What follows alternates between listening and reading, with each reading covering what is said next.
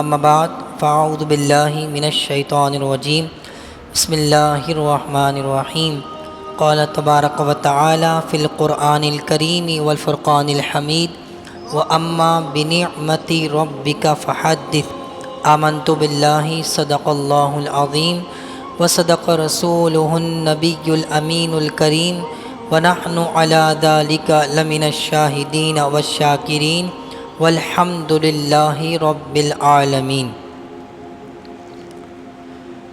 تمام تعریفیں اللہ رب العالمین کے لیے جو خالق کائنات بھی ہے اور مالک ارض و سماوات بھی ہے، اور ہر طرح کے درود و سلام ہوں نبی کونین رحمت سرور کونین صلی اللہ تعالیٰ علیہ وآلہ وسلم کی ذات اقدس پر، جو اس امت کے سب سے بڑے سہارے بھی ہیں اور اس امت کے غم گسار بھی ہیں۔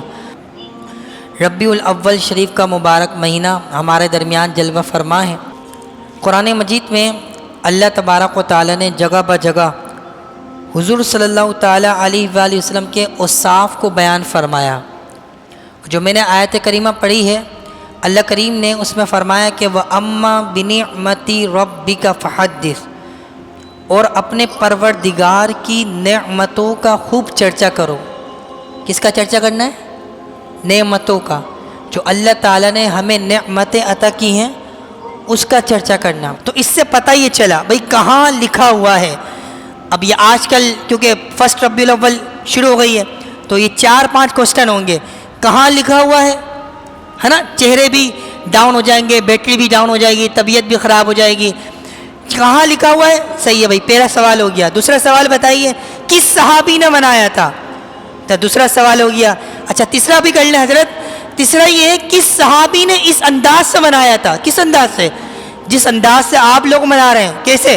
گھروں کو سجا دیا، لائٹیں لگا دی، جلوس نکال لیا، پھر وہاں سے مدینہ میں گئے تھے، اتنی لائٹیں لگا دی، فضول خرچی، اتنی خرچی بیٹی کی شادی میں کر دیتے۔ اچھا تو آپ نے جو بیٹے کی شادی کری، کون سے بیٹے کی؟ پہلا بیٹا جو تھا، ہاں اس کی شادی میں کتنا خرچہ کیا تھا؟ یہ کوئی 3 لاکھ کا کھانا تھا؟ شادی ہال کے بارے میں بتائیے۔ نہیں، شادی ہال تو نہیں کروایا تھا نا، پھر کیا کروایا تھا؟ بینکویٹ، بینکویٹ کروایا تھا، وہ تو زیادہ مہنگا ہوتا ہے۔ ہاں تو وہ کروا لیا تھا نا، کیوں؟ پہلے بیٹے کی شادی تھی نا، پہلے بیٹی کی شادی تھی اس وجہ سے۔ اچھا چھوٹے والے بیٹے کی شادی میں آپ نے دوسرا والا نور محل کروا لیا، سب سے مہنگا ہال، اس لیے سب سے چھوٹا تھا، پورے گھر میں سب سے پیارا تھا۔ نہیں وہ بیٹی کے بارے میں بتائیے، جہیز سب سے زیادہ مہنگا۔ آپ جو لوگ ایسی باتیں کرتے ہیں یہ غلط کام نہیں ہے۔ بیٹی کی شادی میں کروڑ لگا دیں اور پھر اللہ تعالیٰ کا شکر ادا کریں۔ غیر شرعی کام نہ ہو، ڈسکو ڈانس میں کروڑوں لگا دیے، نعت خوانی کی محفل میں لگا دیں کروڑوں، مسئلہ نہیں ہے۔ عالم دین کے بیان سننے میں لگا دیں، مسئلہ نہیں ہے۔ شرعی تقاضوں کے مطابق کروڑوں خرچہ کر دیں، کوئی قباحت نہیں ہے، لیکن مسئلہ یہ ہے کہ بیٹیوں سے محبت، بیٹوں سے محبت، گھر والوں سے محبت، گانوں سے محبت، شیزور سے محبت، چھوٹی بچیوں سے محبت، ڈانس کر رہی ہیں ان سے محبت، آپ کو مووی کیمرہ مین والے سے محبت، بینکوٹ سے محبت، جہیز سے محبت، سب چیزوں سے محبت۔ لیکن جب میلاد مصطفیٰ کی باری آئی تو غریب کی شادی کر دیتے، تو غریب کی شادی بھی کرتے ہیں کچھ ادارے ہمارے، اور حضور جان عالم کا میلاد منا کر بتاتے ہیں کہ بیٹیوں کی حد تک محبت نہیں ہے بلکہ پیارے مصطفیٰ کی ذات سے بھی ہمیں محبت ہوا کرتی ہے۔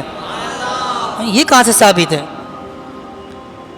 یہ کہاں سے ثابت ہے بھائی کہ بیٹیوں سے محبت کرو اور حضور سے بھی اتنی محبت کرو؟ تو یہ کہاں سے ثابت ہے؟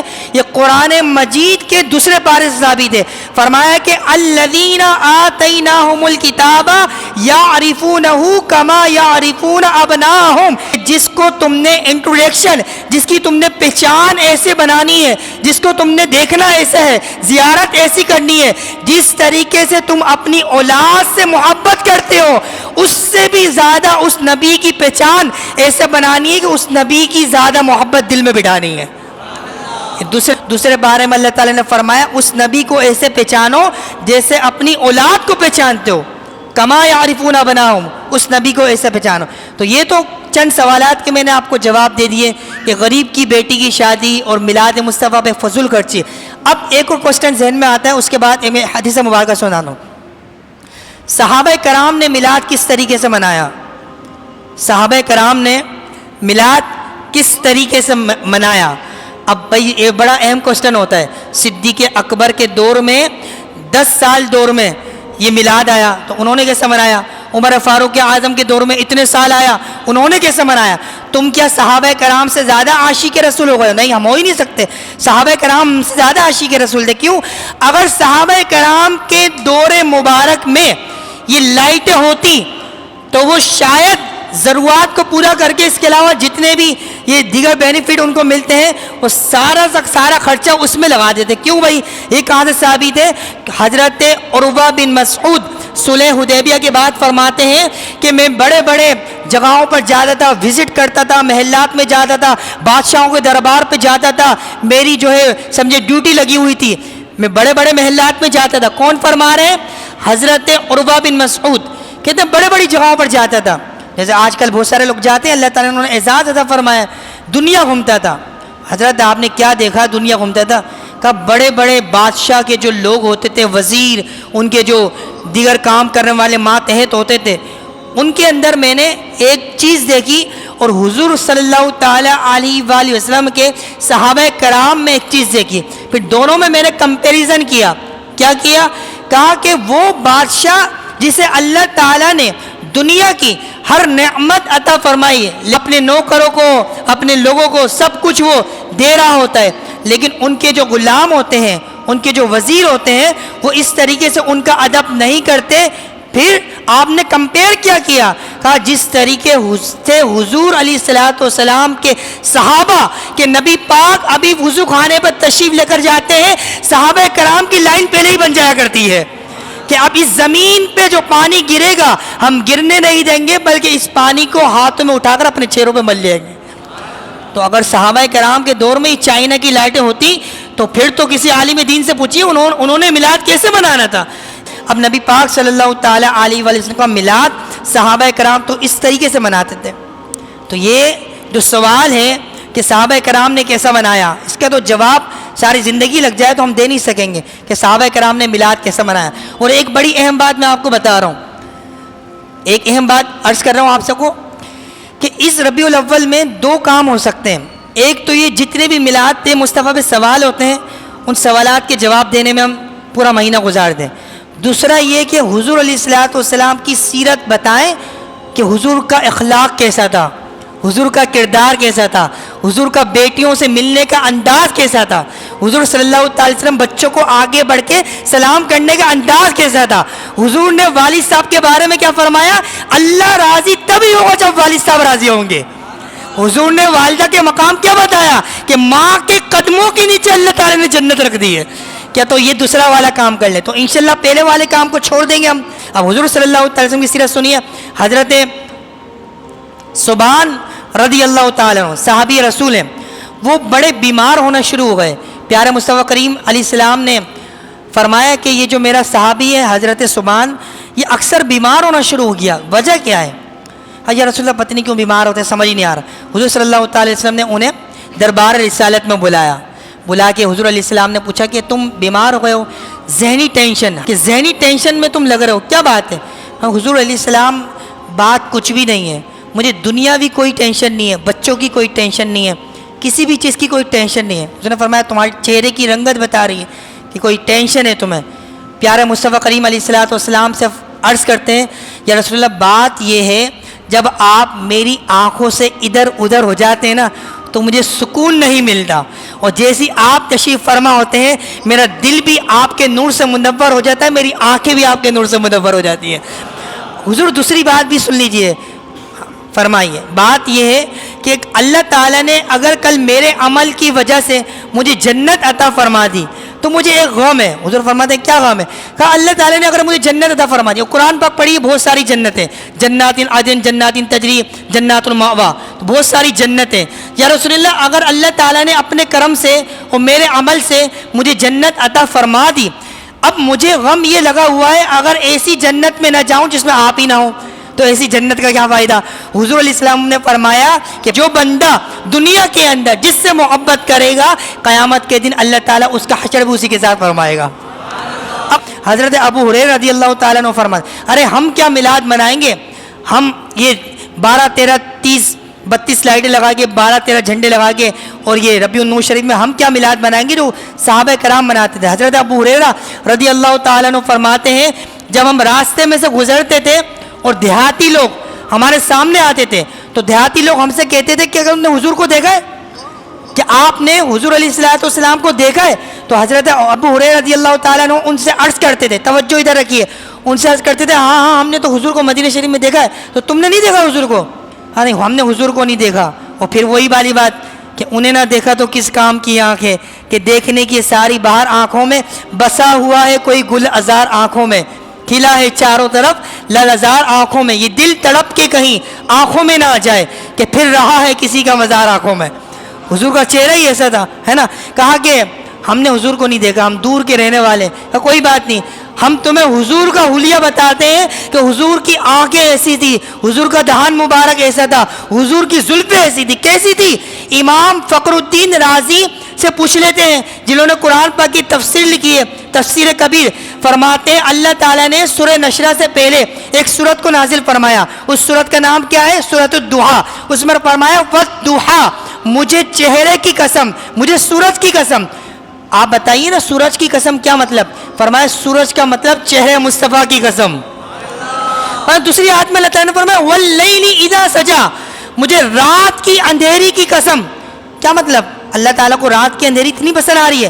امام فخر الدین رازی تفسیر کبیر قرآن کی تفسیر لکھی ہے, فرماتے نہیں بات یہ ہے واللیل اذا سجا کا مطلب حضور کے زلفوں جو مبارک تھی اس کی کالک اللہ تعالیٰ کو اس قدر پسند آئی, اللہ تعالیٰ نے پہلی آیت میں فرمایا والضحیٰ, چہرے مصطفیٰ کی قسم, مجھے حضور علیہ الصلوۃ والسلام کی زلف مبارک کی قسم. تو یہ اللہ تبارک و تعالیٰ نے حضور علیہ الصلوۃ والسلام کا ذکر قرآن مجید میں ایسا فرمایا. کیسا فرمایا کہ اب شاعر کیا فرماتے ہیں, چہرہ مصطفیٰ جب دکھایا گیا, چہرہ مصطفیٰ جب دکھایا گیا. اپنی اولادوں کو ان لوگوں کی صحبت میں مت بٹھائیے جو یہ کوشچن کرتے ہیں کہ صحابہ کرام نے بھی میلاد منایا تھا. ان کو بتائیے صحابہ کرام نے میلاد ایسا منایا تھا کہ صدیق اکبر آگے آ رہے ہیں, اے صدیق کیا کر رہے ہو, میں چل رہا ہوتا تم آگے آ جاتے ہو. یا رسول اللہ بات یہ ہے کہ آپ آگے آتے ہیں تو یہ دشمن آپ پر حملہ کر رہا ہے. میں بتا رہا ہوں آپ سے مجھے اتنی محبت ہے, آپ سے مجھے اتنی محبت ہے کہ حضور تک تو بعد میں جائے گا, صدیق اکبر تک پہلے آ جاتا ہوں. حضور نے بتایا اے صدیق, یہ کون سی آیت سے ثابت ہے؟ بتائیے مجھے کون سی آیت سے ثابت ہے؟ کوئی جذباتی بیان نہیں ہے, بتائیے مجھے ذمہ داری کے ساتھ ایک آیت دکھائیے کون سی آیت سے ثابت ہے, کون سی حدیث سے ثابت ہے کہ یہ دعویٰ کر کے جاؤ دنیا کے اندر کہ اگر میرا انتقال ہو جائے تو روضہ رسول کا دروازہ کھلے گا, میں جب ہی روضہ انور کے اندر داخل ہوں گا, میری قبر وہاں پر بنانا. کون سی آیت ہے؟ جو پوچھا جاتا ہے میلاد کہاں سے ثابت ہے. صدیق اکبر کا عقیدہ سنو لوگوں. صدیق اکبر نے فرمایا جب تک میرا جنازہ اور مجھے تدفین کا اہتمام مت کرنا, جب تک کوئی حتمی فیصلہ نہ آ جائے, اگر دربار رسالت سے جواب نہ آئے تو مجھے جنت البقیع میں تدفین کر دینا, دفنا دینا. اور اگر دربار رسالت سے جواب آ جائے تو مصطفیٰ کریم کی صحبت میں دفنا دینا. پھر کیا ہوا؟ کہاں پہ سو رہے ہیں, کہاں پر سو رہے ہیں صدیق اکبر؟ اسی لیے تو سلایا ہے اپنے پہلو میں کہ یار غار کی محبت حضور جانتے ہیں. حضور کا میلاد تو ایسا منایا تھا. کیسے؟ چہرہ مصطفیٰ جب دکھایا گیا, پھر کیا ہوا؟ چھپ گئے تارے اور چاند شرما گیا. پھر کیا ہوا؟ آمینہ دیکھ کر مسکرانے لگی کہ وہ نبی آ گیا ہے کہ جو مسکرائے گا, وہ نبی آ گیا جو مسکرائے گا. عائشہ صدیقہ کی سوئی گم جائے گی, وہ ایسا مسکرائے گا کہ دندان مبارک سے نور نکلے گا, اور جو سوئی نہیں ملتی وہ بھی مل جایا کرے گی. چہرہ مصطفیٰ جب دکھایا گیا, چھپ گئے تارے اور چاند شرما گیا. آمینہ دیکھ کر مسکرانے لگی, حوا مریم بھی خوشیاں منانے لگی. آمینہ بی بی سب سے یہ کہنے لگی. ابراہیم علیہ السلام نے دعا کی, اسماعیل علیہ السلام نے دعا کی, اور نبیوں نے دعا کی, عیسیٰ علیہ السلام نے دعا کی, یا اللہ ان کا امتی بنا کے مجھے ہی بھیج دے. انہوں نے دعا کی تو آمینہ بی بی کہنے لگی دعا ہو گئی قبول, اللہ ہی اللہ دعا ہو گئی قبول, اللہ ہی اللہ. آخری شعر. جب کہ سرکار تشریف لانے لگے, حوروں غلماں بھی خوشیاں منانے لگے. پھر تو جبریل نے بھی یہ اعلان کیا, پھر تو جبریل نے بھی یہ اعلان کیا. کس کا میلاد منا رہا ہو, اتنی لائٹیں کیسے لا دی, ارے کیوں ناطقوں کو بلا رہا ہو, پھر تو کون ہے یہ, پھر تو جبریل نے بھی یہ اعلان کیا. یہ عام شخص نہیں ہے, یہ عام شخص نہیں ہے. ان کے پہلے اگر اسماعیل علیہ السلام آ جائے اور زمین پر ایڑیاں رگڑے لے تو اللہ تعالیٰ زمزم کے چشمے کو جاری فرما دیتا ہے. تو ان کی کیا شان ہوگی. پھر تو جبریل نے بھی یہ اعلان کیا.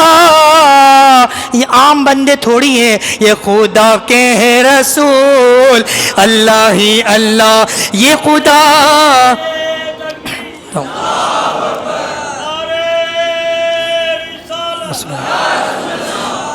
یہ خدا کے ہیں پیارے رسول.